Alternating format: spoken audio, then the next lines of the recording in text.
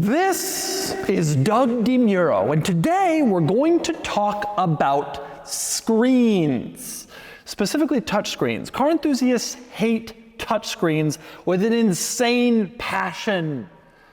And basically every car enthusiast has decided that we need buttons and not screens, and they're all on a crusade to stop the proliferation of screens. Today I'm going to explain why that's not going to happen and also why it doesn't even make sense. Let's do it. Today's video is brought to you by Cars and Bids, my online enthusiast car auction site that recently sold this, and this, and this, and this, and this. Okay, so today's topic is screens instead of buttons. I recently posted a video with a review of the Ineos Grenadier, and I said that it illustrates just how bad it would be for a car company to go completely into buttons instead of screens, because the Grenadier has buttons in the center console, buttons in the center control stack, buttons on the overhead ceiling going from the windshield all the way back to above the driver's head. It's all buttons and switches and toggles, and it's laughable. It's like vast button overkill. But then the kind of people who watch the Ineos Grenadier review are the kind of people who love that stuff. And so they're like, yes, Doug, we do want buttons. We do want that many toggles and switches. You're wrong. We want all those buttons. We love to reach all the way back in the ceiling to flip a switch that we can barely see. And I think it's time for a video addressing this to just stop all of the brainless hot takes from some car internet bloggers. Buttons are so much better than screens. To explain why cars have screens and why it works better than anything else for most applications. Okay, so the very first reason that cars have screens instead of buttons is actually really simple. Modern cars just have too many features to use buttons only. They have to have a screen. This is by far the most important part of this that I want to get through everyone's mind. It is just too hard to control everything in a modern car with just buttons. You need a screen to incorporate all of these features into one small area. In the touch screen in my car, you have the following controls. Driver profile, pair Bluetooth, date and time, daylight savings, time and date format, language, regional language dialect, navigation preferences on HOV lanes, camera brightness, camera contrast, sound leveler, sound equalizer, block explicit radio stations, route options to avoid seasonal roads, automatic headlight sensitivity, automatic headlight auto off timer, 2-key press unlock, seat slide on entry, unlock how many doors, door lock feedback tone, voice control wake word.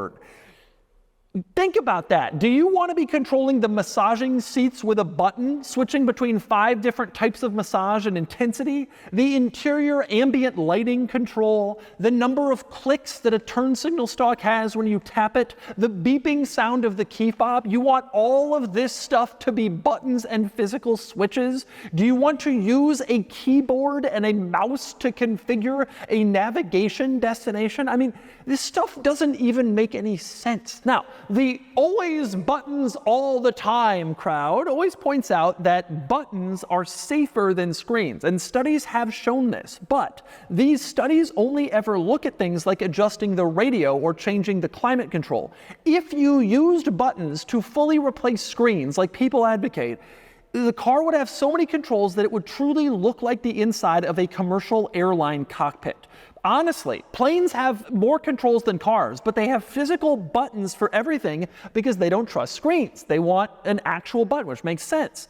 And so, is this how you want your car interior to look? Believe me, when you are reaching over to your passenger door panel in order to try to find the exact slider that adjusts the rear ambient lighting, color, temperature, warmth, these studies no longer apply. It is not safer to try to remember where 8,000 sliders and buttons to control 8,000 things are located. Modern cars are simply too complicated for everything to be in buttons. It's not possible. There's too much going on, and it's as simple as that. And this video could end right here, because that's all you really need to know.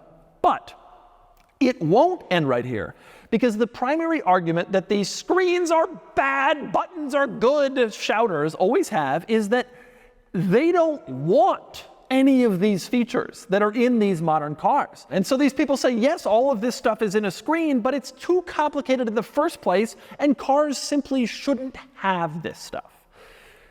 And this argument annoys me very, very greatly. Because my response is basically, well, cool, you don't want all of these features. And I get that. But people do.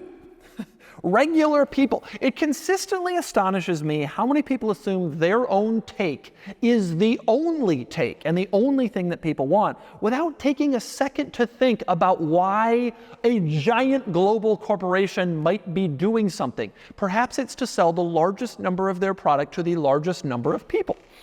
So car enthusiasts are really among the very worst at this. I've witnessed some of the most inane discussions on the Cars subreddit from people who just can't wrap their heads around the concept that businesses do things to make money, not just because you want a manual station wagon. And so I hear cars are too complicated. We don't need those features. I think, no, you may not need those features, but you are a small sliver of the car driving population, and you probably buy used anyway.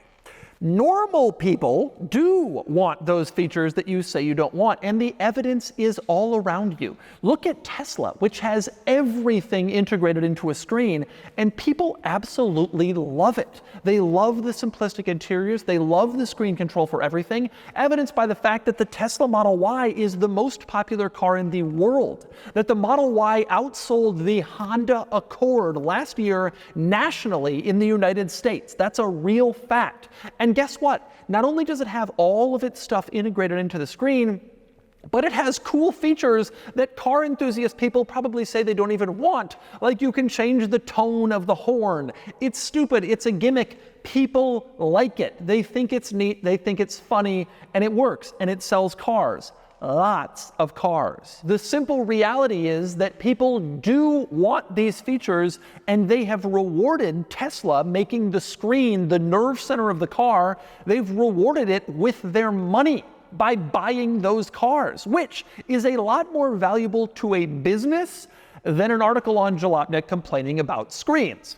So the deal is this. Cars have screens because people want many features in their cars, and there are so many features in their cars how they have to be contained in screens, because otherwise interiors would just be littered with buttons and switches. Now, admittedly, there are some other reasons for screens too. Number one, the US federal government mandates backup cameras in all vehicles, which pretty much ensures that all cars have to have a screen. So as a starting point, you're probably going to end up with a screen to begin with, and so automakers say, hey, we got to put one in regardless of whether people want it, so we can build on it from there. Another one is, yes, screens are cheaper.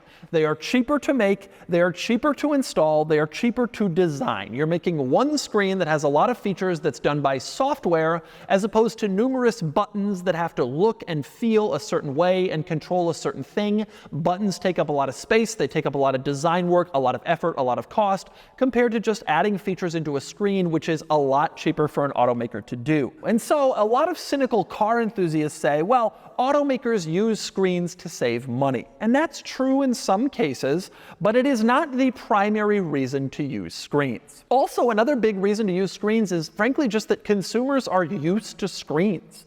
They have phones, they have tablets, they have all sorts of touchscreen devices in their lives.